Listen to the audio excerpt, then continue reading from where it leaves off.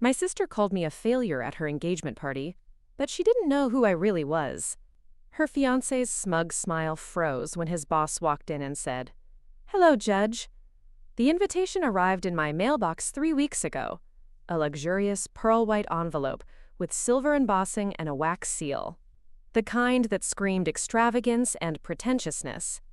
My sister Vanessa was finally getting married, and she wanted everyone to know just how important this occasion was. Before we jump back in, tell us where you're tuning in from, and if this story touches you, make sure you're subscribed. Because tomorrow, I've saved something extra special for you. I stared at the invitation for a long time, debating whether I should even attend. Vanessa and I had never been close. Growing up, she was always the family favorite, beautiful, outgoing, and charming. She followed our parents' carefully laid out plan, prestigious university, connections through our father's network, and a high-paying job at a multinational corporation. I chose a different path, one that my family never fully understood or respected. Rebecca isn't really the corporate type, my mother would say with a hint of disappointment whenever relatives asked about me. She's still trying to figure things out. That wasn't true, of course. I had figured things out years ago when I decided to pursue law against my family's wishes. They wanted me to follow Vanessa into the business world, where connections and appearances mattered more than substance. But I was drawn to justice, to making a difference in ways that couldn't be measured by salary or status. I ran my fingers over the embossed lettering on the invitation. The engagement party would be held at the Westbrook Country Club, one of the most exclusive venues in the city. Vanessa was marrying Alexander Harrington, the rising star at Thornton Global Investments. They had met at a charity gala last year, a perfect match according to my parents. Both ambitious, both from respected families, both obsessed with climbing higher on the social ladder. My phone buzzed with a message from my mother. "Have you RSVP'd to Vanessa's engagement party yet? She's expecting everyone to be there."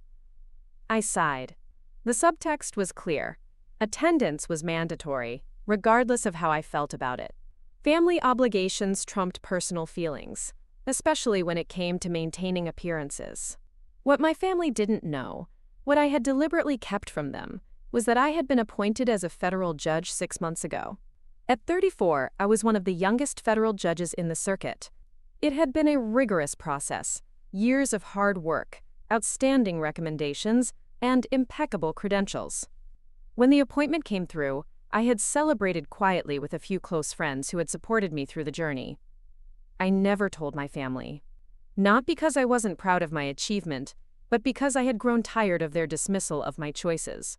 Years of subtle and not-so-subtle criticism had taught me to keep my accomplishments to myself. Besides, I didn't want their sudden approval just because I had attained a prestigious position. Their respect should have been for my character and dedication, not my title. "You'll be there, right?" My mother's voice was tense when she called later that evening. "Vanessa will be devastated if you don't come." That was an exaggeration. Vanessa wouldn't care one way or another if I attended. But she would care about how my absence might look to others. An incomplete family portrait would raise questions, and questions were dangerous in their social circle. "I'll be there," I promised, already regretting the decision. "Wonderful. And please wear something appropriate. Alexander's entire family will be there, and they're very well connected." I bit back a sarcastic reply. "I'll make sure to dress the part." After hanging up, I stared out the window of my apartment. It wasn't the luxury penthouse that Vanessa owned downtown, but it was comfortable, tasteful, and mine. I had purchased it last year after saving diligently. My mother had visited once and called it quaint, her code word for inadequate. The week before the engagement party, I met with my friend Sophia for lunch. She had been my roommate in law school and was now a successful prosecutor.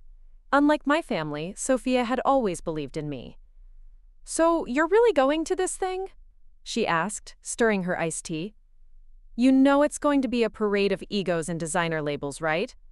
I laughed. "Trust me, I know.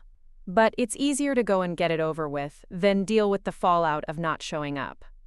Are you finally going to tell them about your appointment?" "It's been 6 months, Rebecca." I shook my head. What would be the point?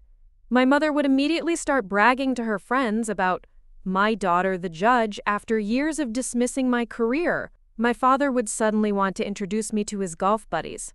And Vanessa. I trailed off, thinking about my sister's likely reaction. Vanessa would find a way to make it about her somehow. Sophia frowned. But this is huge, Becca. You worked incredibly hard for this. You deserve recognition. I didn't do it for recognition, I replied, especially not from people who never supported me in the first place. Still, Sophia persisted, don't you want to see the look on their faces when they find out? I smiled despite myself. Maybe a little. The truth was, part of me did want to see their reactions. But another part, the part that had grown weary of seeking their approval, just wanted to move on with my life without the drama. Preparing and narrating this story took us a lot of time, so if you are enjoying it, subscribe to our channel. It means a lot to us. Now back to the story. The day of the engagement party arrived with perfect weather, sunny but not too hot, a gentle breeze carrying the scent of blooming flowers. Vanessa wouldn't have settled for anything less than perfect, and I half wondered if she had consulted meteorologists before setting the date. I chose my outfit carefully. A navy blue dress that was elegant without being flashy, pearl earrings that had belonged to my grandmother, and comfortable but stylish heels. Professional, dignified, but not trying too hard. I pulled my dark hair into a simple updo and applied minimal makeup. Looking in the mirror, I saw confidence reflected back at me, not from external validation, but from years of building my own path. The Westbrook Country Club was transformed for the occasion. White roses and silver decorations adorned every surface. A string quartet played softly in the corner of the main hall. Waiters circulated with champagne flutes and delicate hors d'oeuvre. It was exactly the kind of ostentatious display I had expected. My parents spotted me almost immediately. My mother hurried over, her face a mixture of relief and anxiety. "Rebecca, you're here. Thank goodness." She gave me a quick hug, careful not to disturb her immaculate makeup. "Come say hello to Alexander's parents. They're very influential in the city's philanthropic circles." Before I could respond, she was already guiding me across the room. My father gave me a perfunctory nod as we passed him deep in conversation with a group of businessmen. Alexander's parents were exactly what I had imagined, polished, reserved, and evaluating everyone they met for potential usefulness.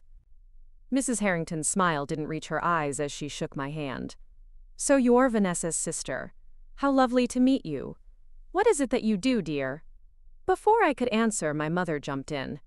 "Rebecca works in the legal field. Nothing too exciting, but it keeps her busy." I bit the inside of my cheek. 10 years of education and experience reduced to nothing too exciting. "I see," Mrs. Harrington replied, already losing interest. "Well, it's important to have fulfilling work, isn't it?" I smiled politely. "It certainly is." As the evening progressed, I found myself drifting around the edges of the party, exchanging pleasantries with distant relatives and family friends, all of whom seemed to know more about Vanessa's life than mine. Several asked what I was up to these days, only to nod distractedly at my vague answers about working in the legal system. It was nearly an hour before I finally encountered Vanessa. She was holding court in the center of the room, her diamond engagement ring catching the light with every animated gesture. She looked stunning in a designer gown that probably cost more than most people's monthly salary. "Rebecca," she exclaimed when she spotted me, with the excessive enthusiasm she reserved for public appearances. "You made it." She air-kissed both my cheeks, careful not to actually make contact.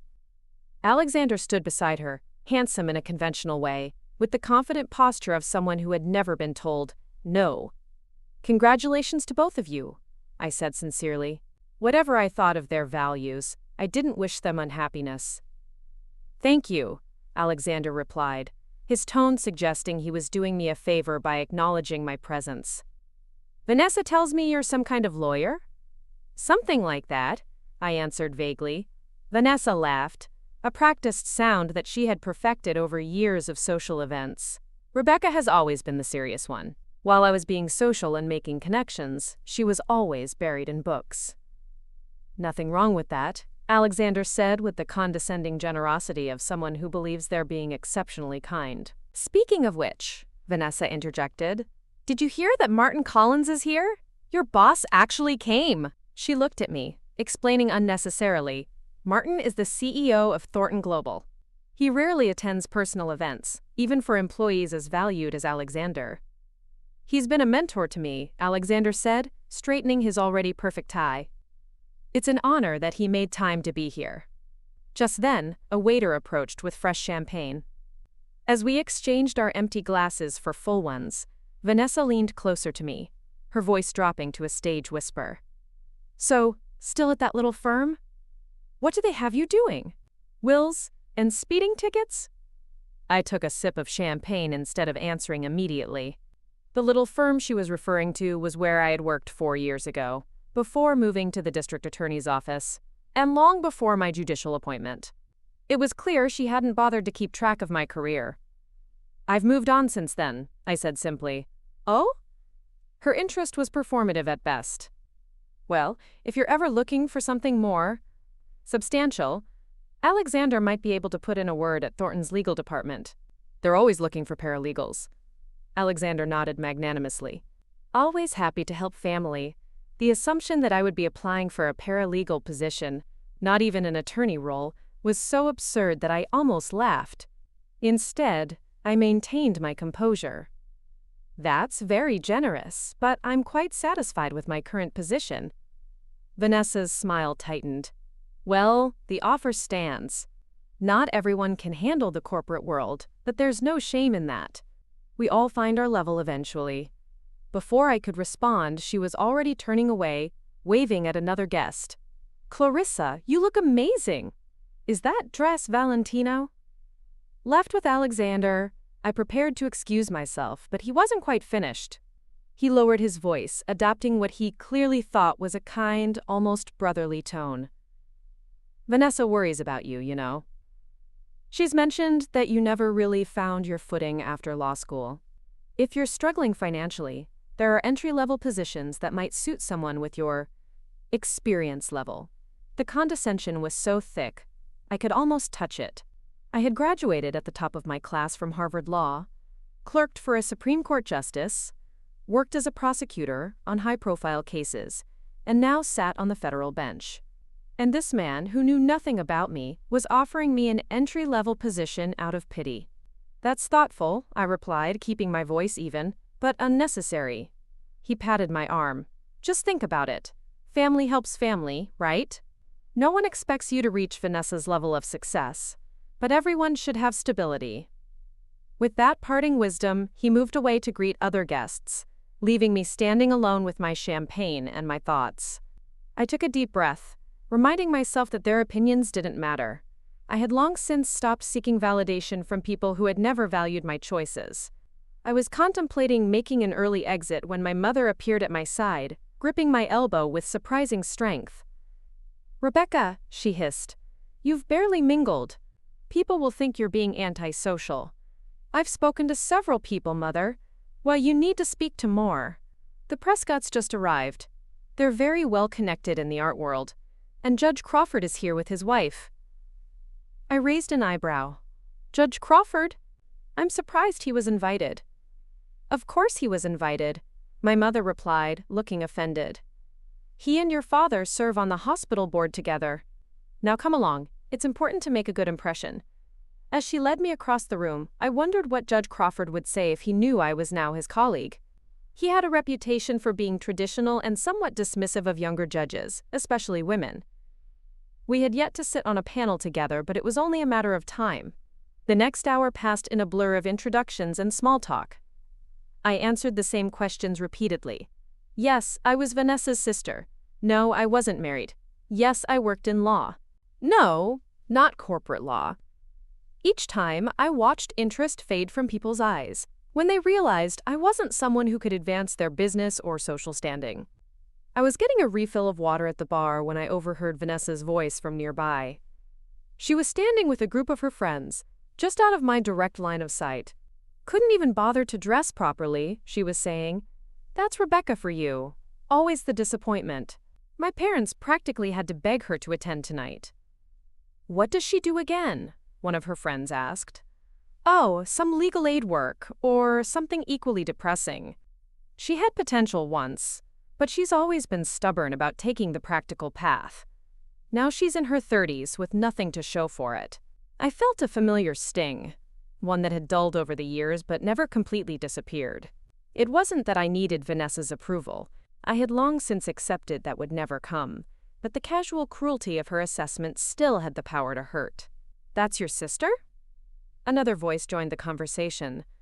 "But she seems so ordinary." Vanessa laughed. "That's a polite way of putting it. Let's just say that when it comes to success, she's definitely the family failure." The words hung in the air. Family failure. It was amazing how some wounds never fully healed, no matter how much you accomplished or how secure you became in your own choices. I was about to walk away when I felt a presence beside me.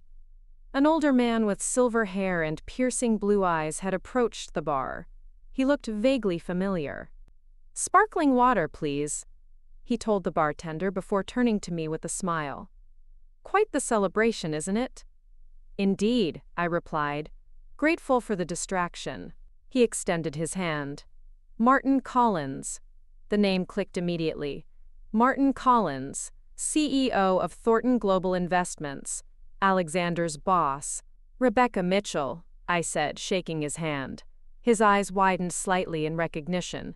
"Judge Mitchell? I didn't expect to see you here." Behind us, I heard Vanessa's conversation abruptly stop. The silence was sudden and complete. "You know my sister?"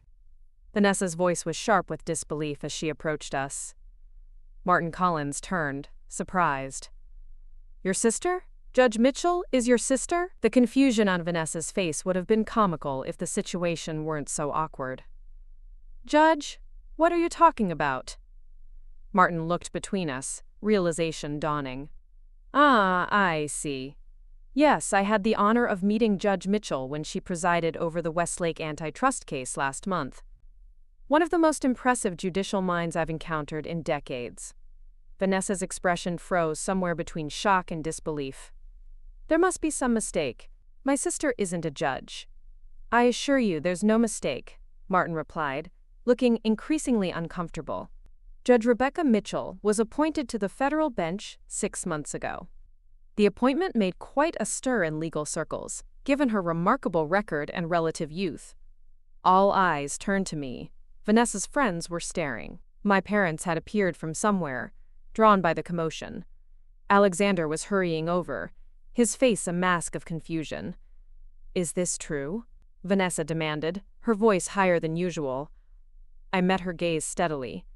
"Yes, it's true." "Why didn't you say anything?" The accusation in her tone was unmistakable, as if I had deliberately deceived everyone. "No one asked," I replied simply. My mother stepped forward, her social smile firmly in place despite the tension. "Well, this is wonderful news. Rebecca, darling, why keep such an achievement to yourself? We're so proud, aren't we, Richard?" My father nodded, already calculating the social capital of having a federal judge for a daughter. "Absolutely. Outstanding news." Alexander had reached us by then, extending his hand to his boss. "Martin, I see you've met Vanessa's sister." "Indeed," Martin replied, his tone warm as he looked at me. "Judge Mitchell's reputation precedes her. The Westlake decision was masterfully handled. I've cited it in several board meetings as an example of judicial excellence." Alexander's smile faltered as he processed the information. "Judge? I had no idea." "Evidently not," Martin said with just a hint of reproach. "Judge Mitchell is highly respected in both legal and business circles. Her appointment was quite the coup for the judiciary." I could almost see Alexander mentally revising everything he had said to me earlier. The patronizing offer of an entry-level position. The assumption that I couldn't handle the corporate world. The implication that I was struggling while Vanessa soared. Vanessa, meanwhile, had gone pale beneath her perfect makeup. "You never mentioned this. Not once." "You never asked about my career?" I pointed out. "Not in any meaningful way." My sister opened her mouth to protest, then closed it again. She couldn't deny the truth of my statement. Martin Collins, sensing the tension, gracefully excused himself after expressing his pleasure at seeing me again. As he walked away, the bubble of awkwardness that surrounded our family intensified. "We should have been told," my mother said, her voice low and tight. "This is the kind of achievement our family celebrates." "Is it?" I asked quietly. "Or is it only the kind of achievement that's celebrated when it fits the narrative?" Before she could respond, Alexander's parents approached, their expressions a mixture of curiosity and reassessment. "Judge Mitchell," Mrs. Harrington said, emphasizing the title she hadn't known an hour earlier. "Alexander didn't mention your distinguished position. How fascinating. You must tell us all about your work." And just like that, everything shifted. People who had barely glanced at me earlier were suddenly eager to engage in conversation. Business cards were discreetly offered. Invitations to charity events and dinner parties materialized. The transformation was as swift as it was transparent. Vanessa watched it all with a fixed smile that didn't reach her eyes. Alexander hovered nearby, clearly calculating how to turn this unexpected development to his advantage. My parents moved through the crowd, now proudly introducing, quote, "our daughter, the federal judge," to anyone who would listen. Judge Crawford, who had barely acknowledged me earlier, now approached with newfound respect. "Mitchell, I had no idea. We must have lunch soon to discuss the upcoming circuit conference." I nodded politely, maintaining my composure despite the surreal nature of the situation. The same people who had dismissed me hours earlier were now treating me like a prized connection. Toward the end of the evening, I found myself momentarily alone on the terrace, taking a much-needed break from the sudden attention. The night air was cool and refreshing after the stuffiness of the main hall. "So," Vanessa's voice came from behind me, "a federal judge." I turned to face my sister. Her perfect appearance had frayed slightly around the edges, a strand of hair out of place, a tightness around her eyes. "Yes," I confirmed simply. "How long were you going to keep it a secret?" There was an edge to her question, accusation mingled with something else. Hurt, perhaps, or embarrassment. "It wasn't a secret, Vanessa, it was public information. Anyone who bothered to look would have known." "That's not the point," she insisted. "Family is supposed to share important news." I raised an eyebrow. "Like you shared your promotion last year? Or your engagement before the public announcement? Or your new apartment?" She had the grace to look slightly abashed. "That's different." "Is it? You share what makes you look good, what fits your narrative of success. You've never been interested in my life or my choices." "That's not true," she protested, but there was little conviction in her voice. "Isn't it? An hour ago you called me the family failure to your friends." Her eyes widened. "You heard that?" "I did. I didn't mean—" "Yes, you did," I interrupted gently. "You meant exactly that. You've always seen my choices as inferior to yours, because they didn't align with your definition of success." She was silent for a moment, her composure slipping. "Everyone's talking about it. How they didn't know. How I didn't know." And there it was, the real issue. Not that I had achieved something significant, but that her ignorance of it had made her look bad. Her embarrassment at being caught dismissing someone who, it turned out, commanded respect in circles she coveted. "I'm sorry if it created an awkward situation for you," I said, though we both knew I wasn't really sorry. "That wasn't my intention." Vanessa squared her shoulders, regaining some of her poise. "Well, now that everyone knows, you'll be expected at more family events." "Mother's already talking about hosting a celebration dinner." The invitation, or rather, the expectation, was clear. Now that my status had been elevated in their eyes, I would be welcomed back into the fold, expected to play my part in the family's social standing. "I'm very busy," I said. "The federal docket doesn't leave much free time." "You'll make time," Vanessa stated, as if it were decided. "This is important for the family image." I looked at my sister, really looked at her, behind the perfect exterior, the carefully cultivated image of success and confidence. I saw something I recognized. Insecurity. The constant need for validation, for reassurance that she was still ahead, still admired, still the one others aspired to be. And in that moment, I felt a surprising emotion: compassion. "Vanessa," I said gently, "I don't need the family to celebrate my appointment. I don't need announcements or dinners or public recognition. I did this for myself, not for status or approval." She stared at me, genuinely perplexed. "Then why do it at all?" The question revealed so much about the difference in our perspectives that I almost laughed. Instead, I simply said, "Because it matters. Because the work itself matters." She shook her head slightly, unable to fully comprehend a motivation that wasn't tied to external validation.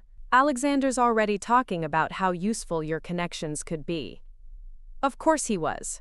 I wasn't surprised, just disappointed at the predictability of it all. "I'm not a networking opportunity, Vanessa."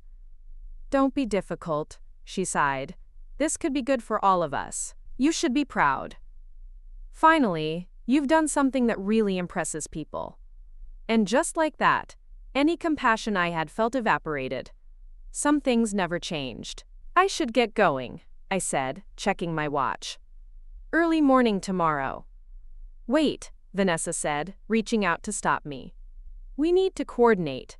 People will be asking questions. We should get our story straight about why the family kept your appointment quiet." I gently removed her hand from my arm.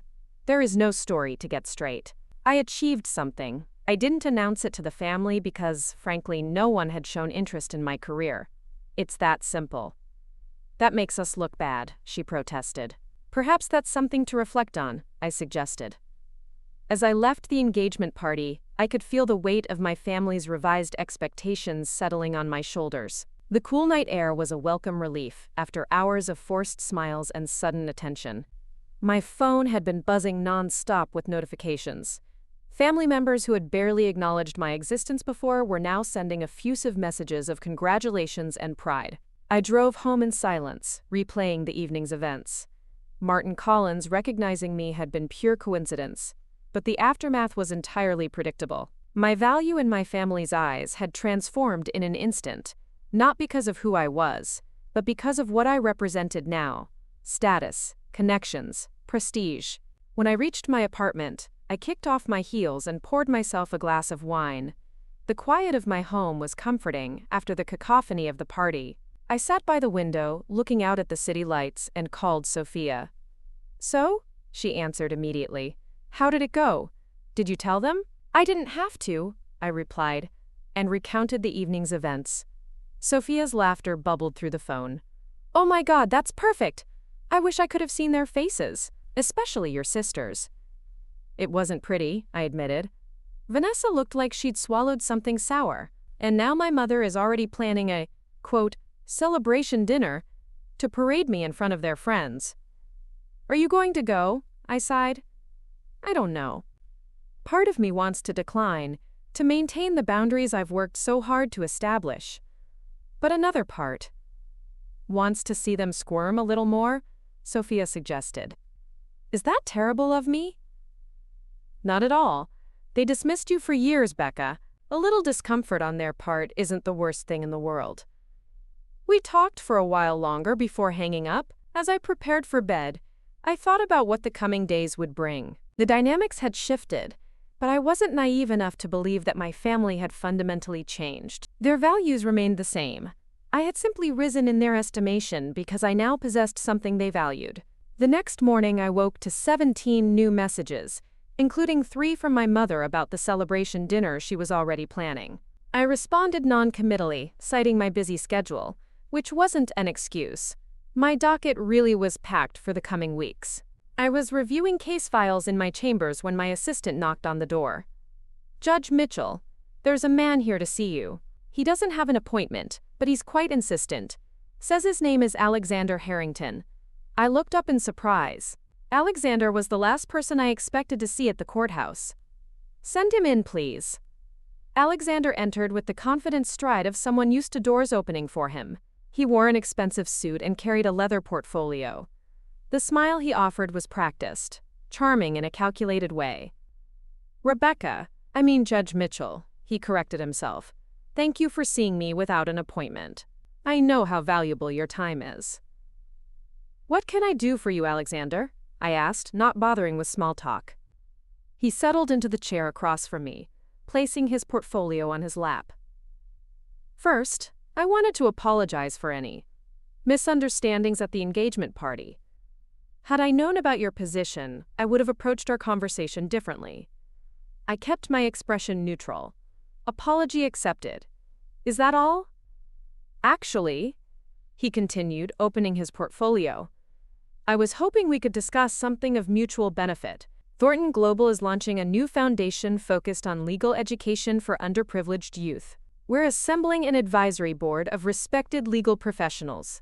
He slid a glossy brochure across my desk. The foundation looked legitimate enough, but I immediately understood the real purpose of his visit. "We'd be honored to have someone of your stature involved," he continued smoothly. "It would lend considerable credibility to our initiative. And of course, it would be an excellent networking opportunity. Many prominent figures have already expressed interest." I glanced through the brochure before looking up at him. "And when did Thornton Global develop this sudden interest in legal education?" Alexander shifted slightly in his seat. "We've always been committed to corporate social responsibility. This is simply our newest initiative." "Interesting timing," I observed, "especially considering that yesterday you were offering me an entry-level position out of pity." He had the grace to look embarrassed. "As I said, a misunderstanding. I didn't have all the facts. The facts being that I now have a title you find valuable." "That's not fair," he protested, though we both knew it was entirely fair. "This is a legitimate opportunity to make a difference while also strengthening family connections." I closed the brochure and handed it back to him. "I appreciate the offer, Alexander, but I must decline. My judicial ethics prevent me from participating in initiatives that could create even the appearance of impropriety. Additionally, my schedule is quite full with my actual judicial duties." His smile faltered. "I understand the ethical considerations, but surely there's a way to make this work. Martin Collins himself expressed interest in your involvement when I mentioned it this morning." "Did he?" I asked mildly. "That's interesting, since I haven't spoken with Martin Collins about this foundation." Alexander's confident facade cracked slightly. "Well, he was enthusiastic about the concept in general. He values connections with the judiciary. I'm sure he does. However, my answer remains the same. I cannot and will not be involved in this initiative." He sat back, reassessing his approach. "Vanessa will be disappointed. She was hoping this could be a way for us to work together as family. If Vanessa wants to strengthen our relationship as sisters, there are better ways than using me for professional advancement." Alexander's expression hardened slightly. "No one is using anyone. This is how the real world works, Rebecca. People of influence help each other. Your position could open doors for Vanessa, just as our connections could benefit you." "I've opened my own doors for years without family assistance," I replied calmly. "And I don't need doors opened for me now." He stood, gathering his materials with barely concealed frustration. "I think you're making a mistake. In our circles, refusing to help family is noticed." "I'm not in your circles, Alexander, and I never aspired to be." After he left, I sat quietly for a moment, processing the interaction.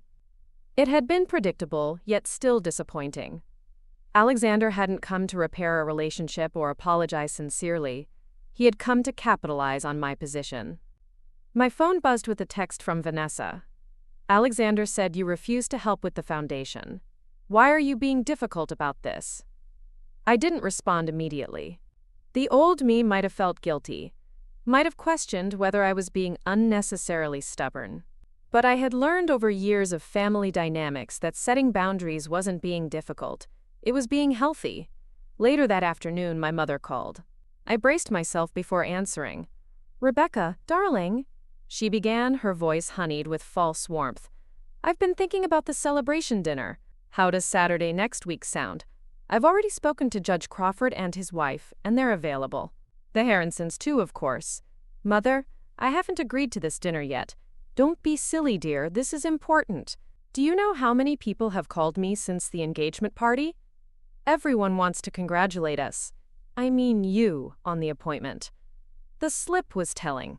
In my mother's mind, my achievement was a family achievement. Something that reflected well on them rather than being the result of my own hard work and dedication. I understand, but my schedule is extremely busy right now. I'm in the middle of a complex case that requires my full attention. Surely you can spare one evening for family, she pressed. After all, we've always supported your unconventional choices. I nearly laughed at the absurdity of her claim. Have you? Of course we have, she insisted. We may not have always understood your decisions, but we've stood by you. Standing by someone and supporting them are different things, Mother. You tolerated my choices while making it clear you disapproved. There was a pause. Well, that's all water under the bridge now. You've proven yourself, and we couldn't be prouder. That was the crux of it. I had proven myself not by being true to my values or working for justice, but by attaining a position that impressed their friends. My worth was measured not by character but by status. I need to check my calendar, I said finally. I'll let you know about dinner. After hanging up, I buried myself in work, grateful for the complex legal questions that required my full concentration. The law had always been my refuge. Clear principles, logical reasoning, the pursuit of justice.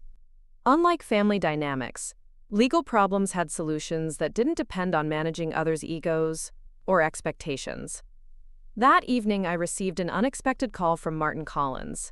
I hesitated before answering, wary of another attempt to leverage my position. Judge Mitchell, he greeted me warmly. I hope I'm not disturbing you. Not at all, Mr. Collins. What can I do for you? Please, call me Martin. I wanted to apologize for any awkwardness I may have caused at the engagement party. It wasn't my intention to create a family situation. His sincerity seemed genuine, unlike Alexander's calculated approach earlier. There's no need to apologize, I assured him. You couldn't have known. Perhaps not, he acknowledged. But I've been reflecting on it. Your sister and her fiancé clearly had no idea of your position. It was illuminating. I wasn't sure how to respond to that observation, so I remained silent. I should also mention, he continued, that Alexander approached me about a foundation he claims Thornton Global is launching. He strongly implied you were already involved. I declined his invitation this morning, I said. Martin sighed. I suspected as much. For what it's worth, there is no foundation. At least, not yet. It appears to have been conjured rather suddenly after Saturday's revelation. The confirmation of my suspicions wasn't surprising, but it was disappointing nonetheless. I see. Judge Mitchell, Rebecca, if I may, I've known Alexander for several years. He's ambitious and capable, but he tends to see relationships in terms of transactions. What value can be extracted? What advantages gained? And you don't? I asked, perhaps too bluntly. To my surprise, Martin laughed. A fair question. I've been in business long enough to recognize the value of strategic relationships. But I also recognize the importance of integrity. Alexander hasn't learned that lesson yet. We spoke for a few more minutes before ending the call. I wasn't naive enough to believe that Martin Collins had no agenda of his own, but his candor was refreshing compared to my family's transparent manipulations. The next day, I received an email from Vanessa. The subject line read, "Mother is devastated by your reluctance to attend the celebration dinner as well. Your sudden success seems to have gone to your head. Please remember where you came from and who was there for you before you became Judge Mitchell." I read the email twice, marveling at the complete revision of history it contained. Years of them, trying to help me find my footing? When had that occurred? The subtle dismissal of my sudden success, as if my appointment had fallen from the sky rather than being the culmination of years of dedicated work, and the implication that I owed them something for their non-existent support, was perhaps the most galling of all. I closed the email without responding. Some communications didn't deserve the dignity of a reply. That afternoon, I was having lunch in my chambers when my assistant announced another unexpected visitor, my father. He entered with the slight awkwardness of someone in unfamiliar territory. It occurred to me that in all my years of legal work, he had never once visited my workplace. "Rebecca," he nodded, looking around my chambers with evident surprise at the spaciousness and dignity of the office. Impressive. Thank you. Would you like to sit? He took a seat, placing his hat on his knee. My father had always been less demonstrative than my mother, less overtly critical of my choices, but his silence had its own weight. He had never defended me when Vanessa or my mother made their cutting remarks, never acknowledged my accomplishments if they didn't align with their vision of success. Your mother is upset, he began without preamble. She doesn't understand why you're being difficult about the dinner. I'm not being difficult, I replied evenly. I'm being honest about my availability and my boundaries. He frowned slightly. Boundaries? With family? That seems unnecessary. Does it? When was the last time anyone in the family asked about my work? My goals? My life? He shifted uncomfortably. We've always taken an interest. No, I corrected gently. You've always taken an interest in whether I was finally conforming to your expectations. That's different. My father sighed, looking older suddenly. Perhaps we haven't always understood your choices. But we're proud of you now. Isn't that what matters? What matters is why you're proud now, when you weren't before. Nothing fundamental about me has changed. I'm still the same person, with the same values and work ethic. The only difference is a title that impresses your friends. He looked genuinely perplexed. But you've achieved something significant. Of course we're proud. Would you be equally proud if I had achieved something significant that didn't come with social status? If I had made a difference in ways that didn't impress at dinner parties? My father didn't have an answer for that. He changed tactics instead. Vanessa is hurt that you won't support Alexander's foundation. She feels you're punishing her for past misunderstandings. They weren't misunderstandings, Dad. They were deliberate dismissals and condescension. And I'm not punishing anyone by maintaining professional ethics and boundaries. Ethics? He repeated. It's a charitable foundation. How could supporting it possibly be unethical? A foundation that didn't exist until Alexander learned about my position. A foundation he lied about to his own boss. My involvement would create, at minimum, the appearance of impropriety, especially given the family connection.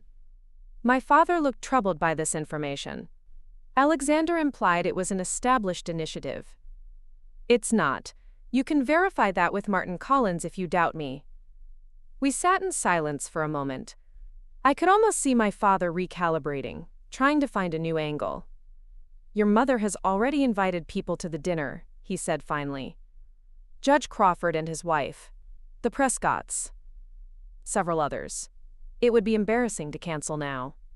I never agreed to the dinner in the first place, I reminded him. Mother made those invitations knowing I hadn't confirmed. Because she knew you would agree eventually, he insisted. Family obligation. There it was again, the assumption that family obligation trumped all other considerations, including my own autonomy and boundaries. I have obligations to my position as well, I said, and currently, those include a complex case that requires my full attention. My father stood, recognizing a stalemate when he saw one. Just think about it, Rebecca.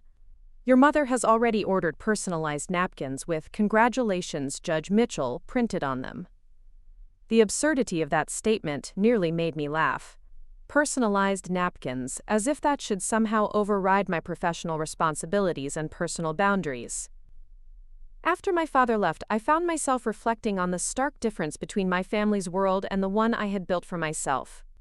In their reality, appearances and connections were paramount. Personalized napkins mattered more than principles. Status outweighed substance. That evening, I called Sophia again to decompress. As always, her perspective helped me find clarity amid the chaos. They're never going to change, Becca, she said after I recounted the day's visits. They can't see past their own narrow definition of success and value. I know, I sighed. But part of me still wishes they could. That's because you're a good person who wants authentic relationships. But you can't force others to value what you value. So what do I do about this dinner? Sophia was quiet for a moment. What do you want to do? Not what would please them, or what would avoid conflict, but what feels right to you. It was a simple question but a powerful one. What did I want? Not what would make my family happy, or what would maintain peace, but what aligned with my own values and boundaries. I don't want to attend a dinner where I'm being paraded as a status symbol, I said slowly. But I also don't want to create unnecessary drama. Those aren't mutually exclusive, Sophia pointed out. You can decline gracefully but firmly. Set your boundary without burning bridges. After we hung up, I crafted a careful email to my mother. I explained that while I appreciated the gesture, I would not be available for the dinner she had planned. I suggested instead a small, private family lunch. No external guests, no performance for an audience, just immediate family. If the goal was truly to celebrate together, rather than to showcase me to their social circle, this alternative should be acceptable. I sent the email and turned off my phone, giving myself permission to disconnect from the family drama for the rest of the evening. Tomorrow would bring its own challenges, but for tonight I could rest in the knowledge that I had stood firm in my truth without deliberately causing harm. As I settled into bed with a book I'd been meaning to read for months, I reflected on how far I'd come from the young woman who had once desperately sought her family's approval. The journey to self-validation had been long and sometimes painful, but the freedom it brought was worth every difficult conversation, every moment of standing alone in my choices. The true measure of success wasn't in titles or status or even in proving others wrong. It was in living authentically, in alignment with my own values and purpose. By that measure, the only one that truly mattered. I had succeeded beyond what my younger self could have imagined. The next morning, I woke to 3 missed calls from my mother and a lengthy email from Vanessa. I skimmed it over coffee, more of the same accusations of being difficult, ungrateful, and letting success change me. The irony wasn't lost on me. For years, they had wanted me to pursue prestige and status, and now that I had achieved it on my own terms, they were upset that I wouldn't let them dictate how I used it. I put my phone away and focused on preparing for court. Today I was hearing arguments in a complex environmental case that pitted a small community against a powerful corporation. The legal questions were intricate, the stakes high for both parties. This was why I had become a judge, to ensure that justice was administered fairly, that the powerful couldn't simply steamroll over those with less influence. As I donned my robe and prepared to enter the courtroom, I felt a sense of purpose that no family dinner or social validation could ever provide. This was real impact, real meaning, not the hollow prestige my family so desperately coveted. The hearing lasted most of the day, with skilled attorneys presenting compelling arguments on both sides. I listened attentively, asked pointed questions, and took careful notes. This was where I belonged, where my abilities were put to their highest use. Not at some contrived celebration dinner, where I would be trotted out like a prize horse. When court adjourned, I returned to my chambers to find a large flower arrangement on my desk. An ostentatious display of roses, orchids, and lilies that must have cost a small fortune. The card read, "To our distinguished daughter, we've always believed in you. Love, Mom and Dad." I stared at the flowers, torn between laughter and frustration. The revision of history was so blatant it was almost comical. "We've always believed in you." Except when they were dismissing my career choices, belittling my achievements, or comparing me unfavorably to Vanessa. My assistant poked her head in. "Beautiful arrangement, Judge. Should I find a more prominent place for it?" "No need," I replied. "Actually, would you mind taking it to the hospital across the street? I'm sure the patients would appreciate it more than I will." After she left with the flowers, I turned my attention to writing my opinion on a recently concluded case. The work was demanding but deeply satisfying. Hours passed as I carefully crafted my reasoning, ensuring that my decision was firmly grounded in both law and equity. This was the kind of achievement that mattered to me. Not accolades or recognition, but work well done in service of justice. My concentration was broken by another call from my mother. This time, I answered. "Rebecca," she began without preamble, "did you receive our flowers?" "I did. They were lovely. I donated them to the hospital." There was a pause. "You Gave away our gift? The arrangement was excessive for my chambers. I thought patients who might be having a difficult time could benefit from them more. That's beside the point, my mother said, her voice tight. We were trying to show our support. I appreciate the gesture, I replied, keeping my tone even. But as I mentioned in my email, I won't be attending the dinner you've planned. A small family lunch would be preferable. Rebecca, you're being unreasonable.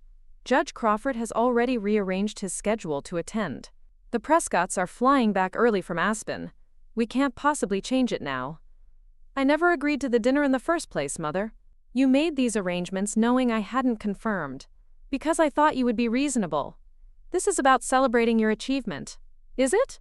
Or is it about showcasing your daughter, the federal judge, to your social circle?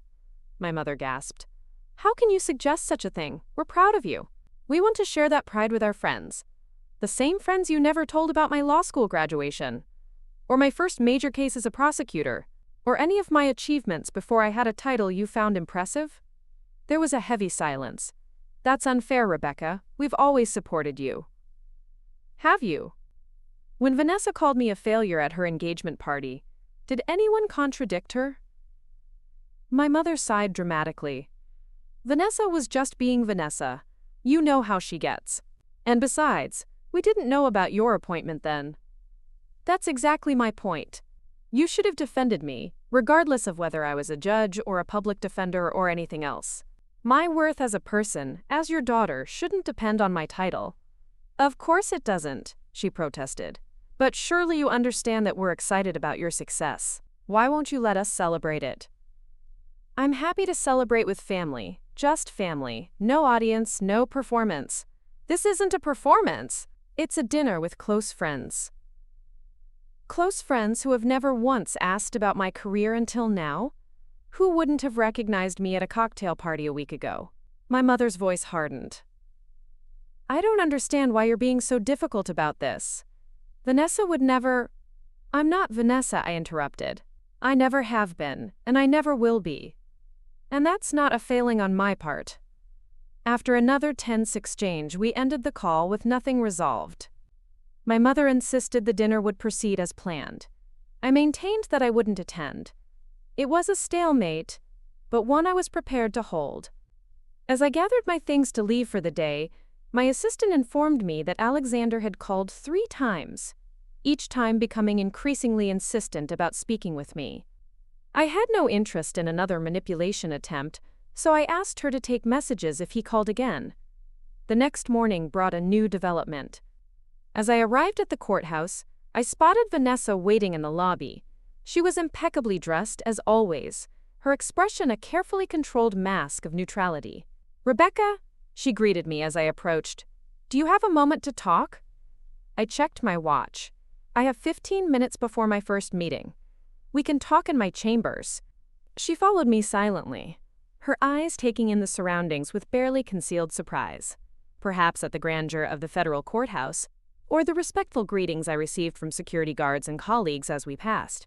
Once in my chambers, I gestured for her to sit. What brings you here, Vanessa?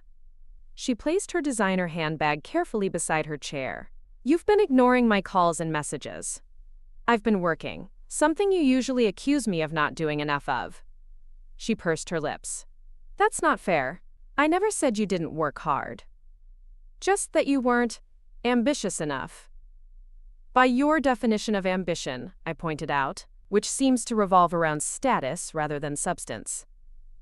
Can we not do this? She sighed. I didn't come here to argue. Why did you come then? Vanessa straightened, adopting what I recognized as her negotiation posture, shoulders back, chin slightly raised.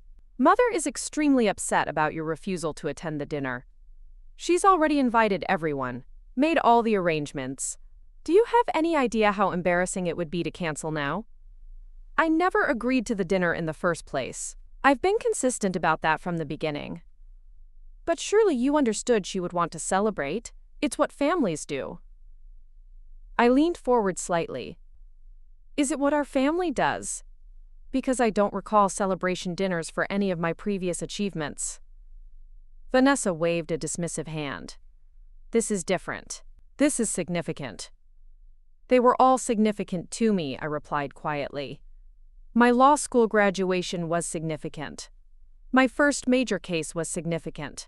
The difference is that now I have a title that impresses your friends. That's not fair, she protested, though we both knew it was entirely fair. What's not fair is being treated as insignificant until I achieved something that aligns with your definition of success.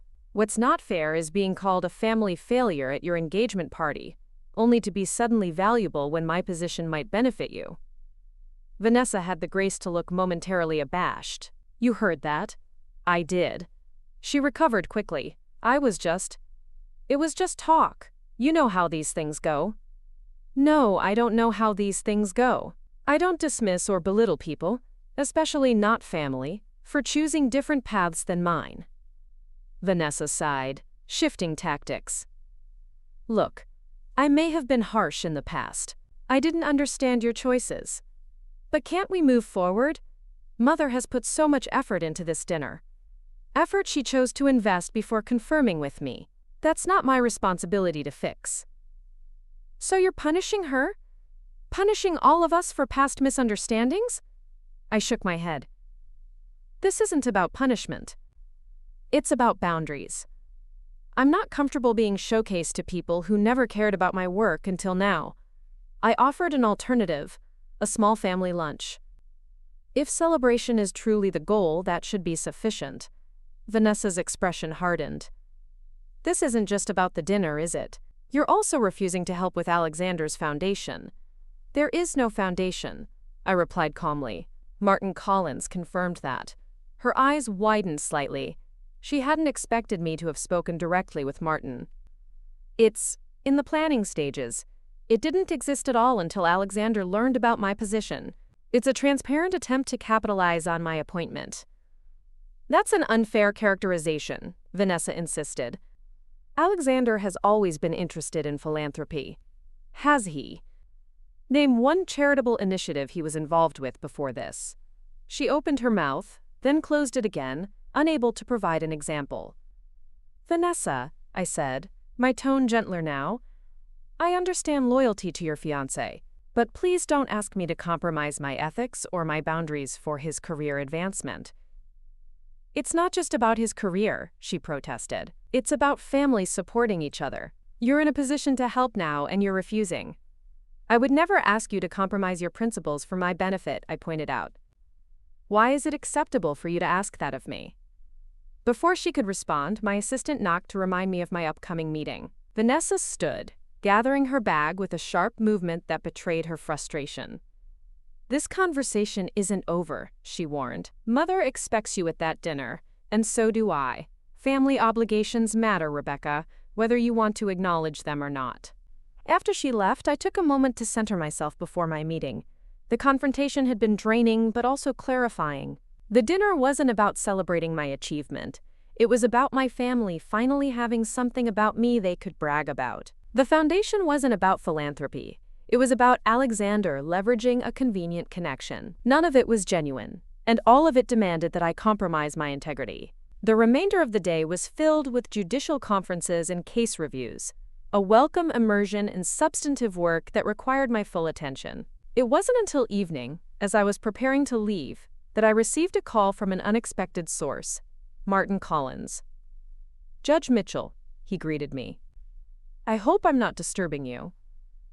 Not at all, I replied, curious about the reason for his call. What can I do for you? I wanted to give you a heads up about a situation that may affect you. Alexander has been making some problematic claims around the office. He's implying to colleagues and clients that he has special access to the federal judiciary through family connections. I closed my eyes briefly, not surprised but still disappointed. I see. Ordinarily, I wouldn't involve myself in family matters, Martin continued, but when it potentially affects the integrity of the judicial system, I felt you should know. I appreciate that. May I ask what specifically he's been saying? He suggested that certain cases might receive favorable consideration if they came before you. He's been vague enough to maintain deniability, but the implication is clear. Several clients have mentioned it to me directly, asking if there's truth to his claims. The seriousness of the situation hit me immediately. This wasn't just an annoyance or a boundary issue. This was a genuine ethical concern that could impact my reputation and the integrity of the court. "Thank you for bringing this to my attention," I said. "I'll address it immediately." After ending the call, I sat at my desk, considering my options. This crossed a line from family drama into professional misconduct. Alexander wasn't just trying to use my position. He was potentially undermining public trust in the judiciary by suggesting improper influence. I called Vanessa's cell phone, but it went straight to voicemail. I left a brief message asking her to call me back on an urgent matter. Then I called my parents' home, where I knew Vanessa and Alexander were having dinner that evening. My father answered. "Rebecca, your mother is still upset about—" "I need to speak with Alexander," I interrupted. "It's important. He and Vanessa are just sitting down to dinner. Can it wait?" "No, it cannot wait. Please put him on the phone." There was a moment of muffled conversation before Alexander came on the line. "Rebecca," he said, his tone falsely warm, "have you reconsidered the foundation? We'd still love to have you involved." "Alexander, I need to speak with you privately about a serious matter. Are you somewhere you can talk confidentially?" There was a pause. "I'm at your parents' house. What's this about?" "It's about the claims you've been making at Thornton Global regarding your influence over judicial proceedings." His voice changed, becoming defensive. "I don't know what you're talking about. Martin Collins says otherwise. Several clients have approached him about your suggestions that you can influence cases that come before me." That's a misunderstanding," he stammered. "I never said anything like that." "This isn't just a family matter, Alexander. This is a serious ethical breach that could constitute professional misconduct. If you've been implying that you have undue influence over a federal judge, you need to retract those statements immediately and clarify with anyone who might have heard them." "You're overreacting," he insisted. "I may have mentioned our family connection, but I never promised anyone special treatment. Even implying such a connection in a professional context is inappropriate. It undermines public trust in the judiciary and could potentially violate ethics rules for attorneys." "Are you threatening me?" His voice had an edge now. "I'm informing you of the seriousness of the situation. If these implications continue, I will have no choice but to formally address them, which could include reporting to the State Bar Association." There was a long silence. "You would do that to your sister's fiancé?" "This isn't about family relationships, Alexander. This is about the integrity of the legal system. I take my oath seriously." After I hung up, I knew there would be fallout. Sure enough, within 10 minutes, Vanessa was calling. "How dare you threaten Alexander?" she demanded without preamble. "He was just making conversation with colleagues." "Vanessa, suggesting influence over judicial proceedings isn't, quote, just conversation. It's potentially an ethical violation that could damage his career and mine. He never suggested anything improper. You're twisting his words because you're still angry about the engagement party. This has nothing to do with the engagement party." Martin Collins called me because clients were asking if they could get favorable treatment in my courtroom based on Alexander's claims. "Martin Collins is exaggerating," she insisted. "Alexander would never do something like that." "If that's true, then he has nothing to worry about. All he needs to do is clarify with anyone he spoke to that he has no special influence over judicial matters." Vanessa was quiet for a moment. "You've changed," she finally said, her voice cold. "Success has made you think you're better than everyone else." "That's not true, Vanessa. I've always valued integrity and ethical conduct. That hasn't changed." "You've forgotten who your family is. Who was there for you before you became Judge Mitchell?" The irony of her statement was almost painful. "Were you there for me, Vanessa? When did you ever support my choices or defend me when others criticized my path?" "That's not fair," she protested. "We've always wanted what's best for you." "What you thought was best for me," I corrected. "There's a difference. And what's happening now isn't about the past. It's about Alexander making inappropriate claims that could damage both our professional reputations." After another heated exchange, we ended the call with nothing resolved.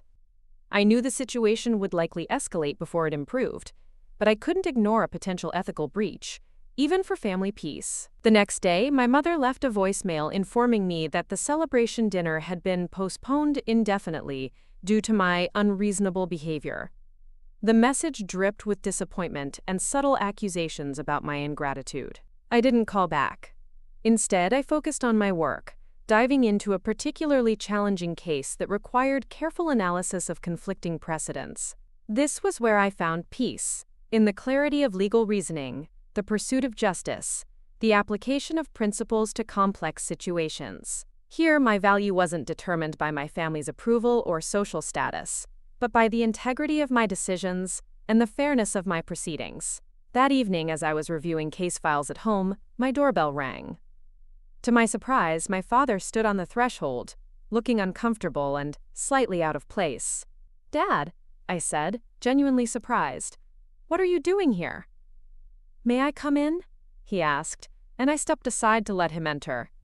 He looked around my apartment with interest, taking in the bookshelves filled with legal texts, the comfortable but tasteful furnishings, the framed degrees and certificates on the wall. "Nice place," he commented. "Different from what I expected." "What did you expect?" He shrugged. "Something less established. Your mother always made it sound like you were just scraping by." "I've been financially independent for years," I pointed out.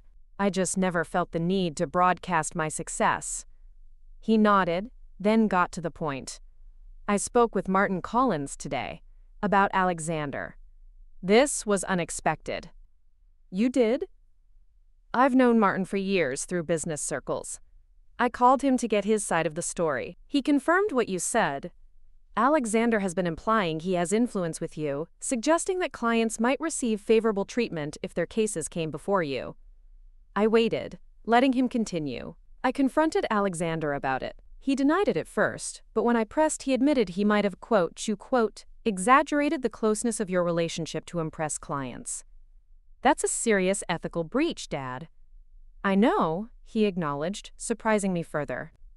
I told him as much. I made it clear that if he didn't immediately retract those implications and clarify with everyone he spoke to, I would personally inform the partners at his firm. I studied my father's face, seeing something I hadn't expected: genuine concern for my professional reputation. "Thank you," I said simply. He nodded, looking uncharacteristically serious. "Your sister is furious with me. She says I'm taking your side over hers." "This isn't about sides. It's about professional integrity." "I know that," he said, "and I think, deep down, she does too. But she's always been protective of her image, her relationships. Admitting Alexander did something wrong feels to her like admitting she made a poor choice." This insight into Vanessa's psychology was surprisingly perceptive coming from my father, who had often seemed oblivious to the subtleties of family dynamics. "I've been thinking," he continued, "about what you said.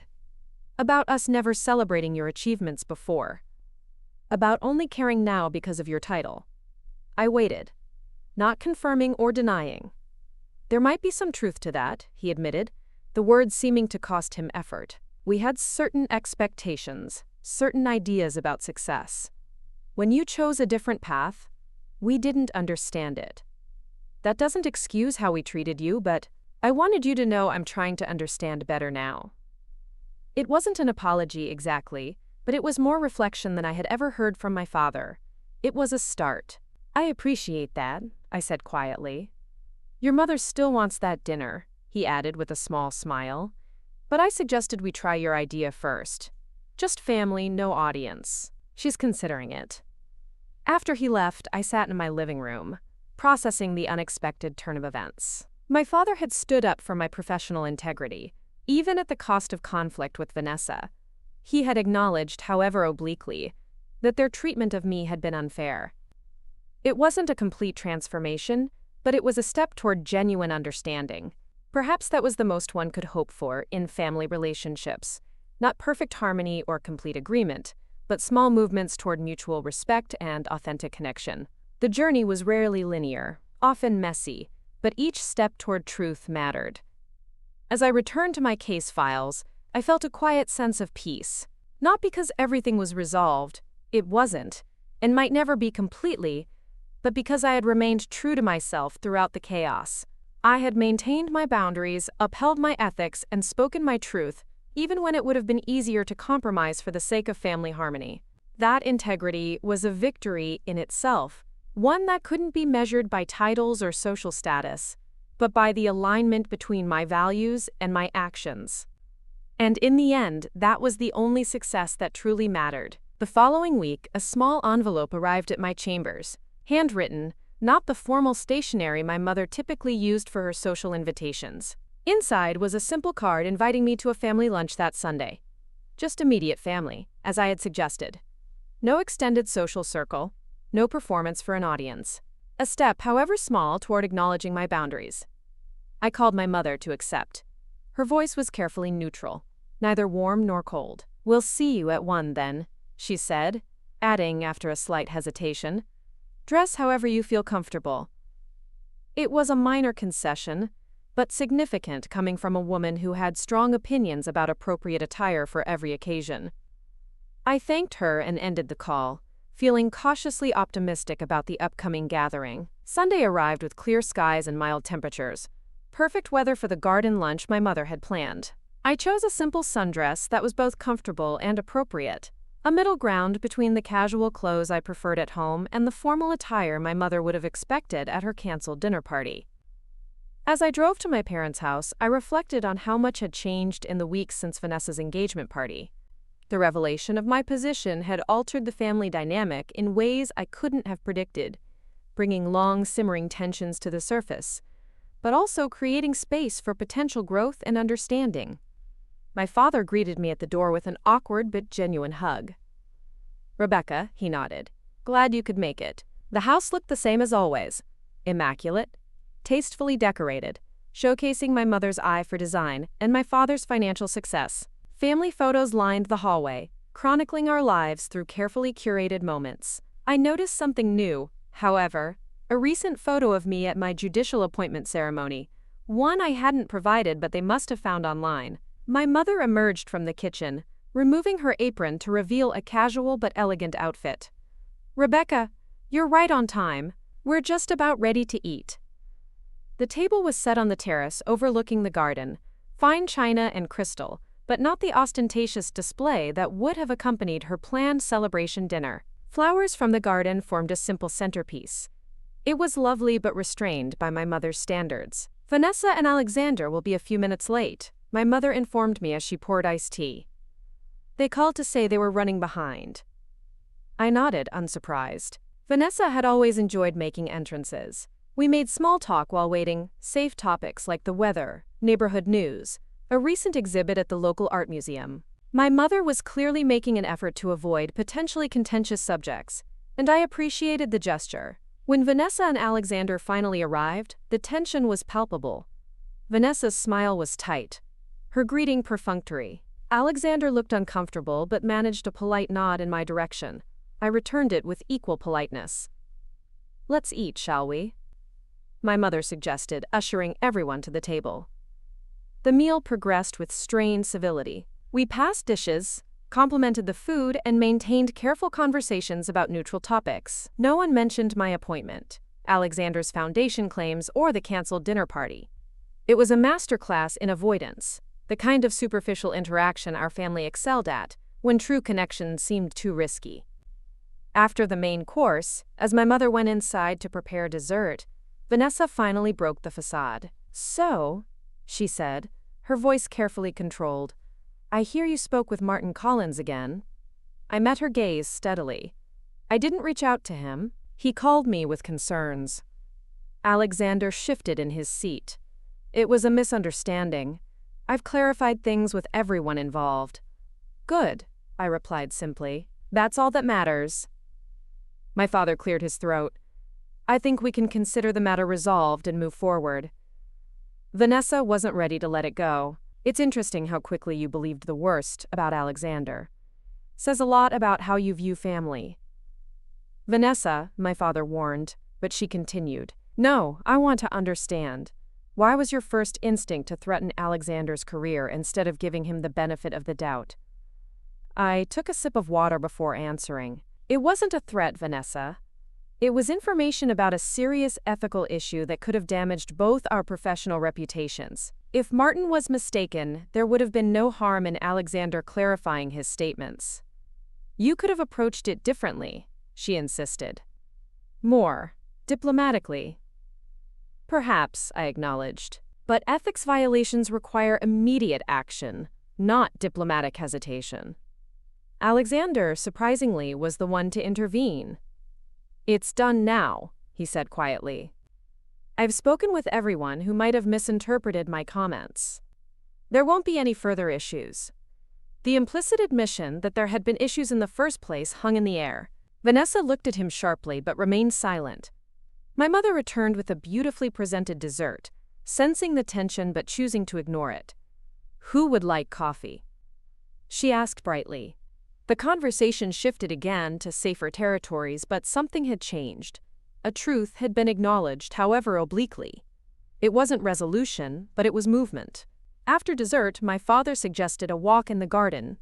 I joined him, grateful for the fresh air and the chance to step away from the strained atmosphere at the table. You know, he said after we had walked in silence for a few minutes, I've been thinking about what you said, about us never supporting your choices. I waited, letting him find his words.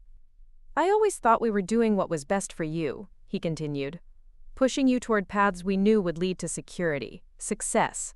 I never considered that we might be wrong about what success looks like. It was more self-reflection than I had ever heard from my father. It's not about right or wrong definitions of success, I replied carefully. It's about respecting that each person has to define it for themselves. He nodded slowly. Your mother and I had certain expectations. When you chose differently, I didn't know how to support a path I didn't understand. You could have asked, I suggested gently, about why the law mattered to me, about what I hoped to accomplish, about my definition of a meaningful life. Yes, he acknowledged. I could have. We could have. We continued walking, the silence between us no longer tense but contemplative. I'm proud of you, Rebecca, he said finally. Not because you're a federal judge, though that's certainly impressive. I'm proud of your conviction, your unwillingness to compromise your integrity, even when it would have been easier. The words were unexpected, touching something deep within me, the part that had always longed for validation not of my achievements, but of my character. Thank you, I said simply. I won't pretend to understand all your choices, he added, but I'm trying to respect them. That's a start, isn't it? It's a good start, I agreed. When we returned to the terrace, Vanessa was alone, Alexander having gone inside to take a call. She looked up as we approached, her expression unreadable. Where's Mom? I asked. Kitchen, Vanessa replied, fussing over something or other. My father excused himself to help my mother, leaving Vanessa and me alone for the first time that day. I took a seat across from her, waiting. Alexander clarified things with Martin Collins, she said after a moment. There won't be any further issues.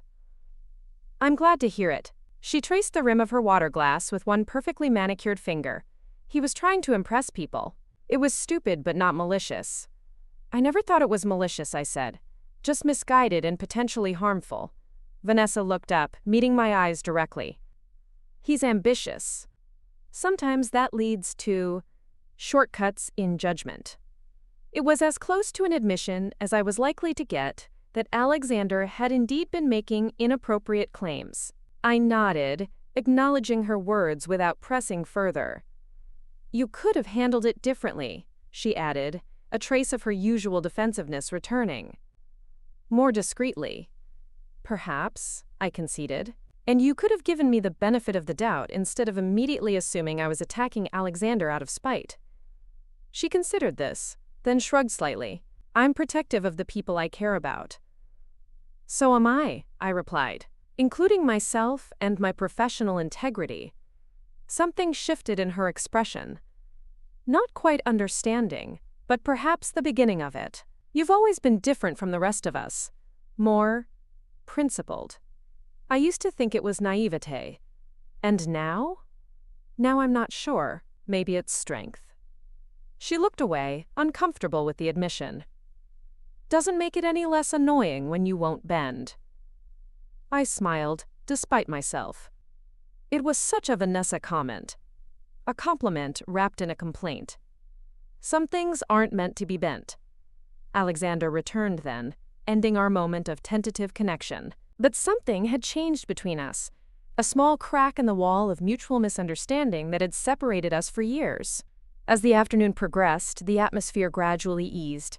No one mentioned the celebration dinner again, nor Alexander's foundation claims. Instead, we found neutral ground in shared memories, current events, and cautious questions about each other's lives. It wasn't deep connection, but it was civil, occasionally even warm. When it was time to leave, my mother walked me to my car.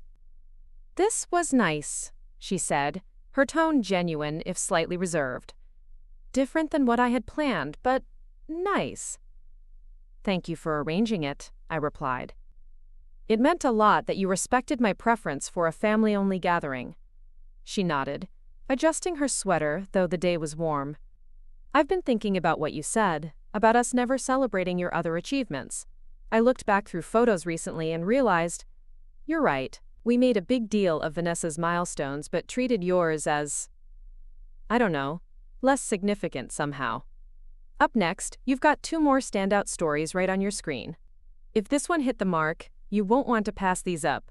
Just click and check them out. And don't forget to subscribe and turn on the notification bell so you don't miss any upload from us.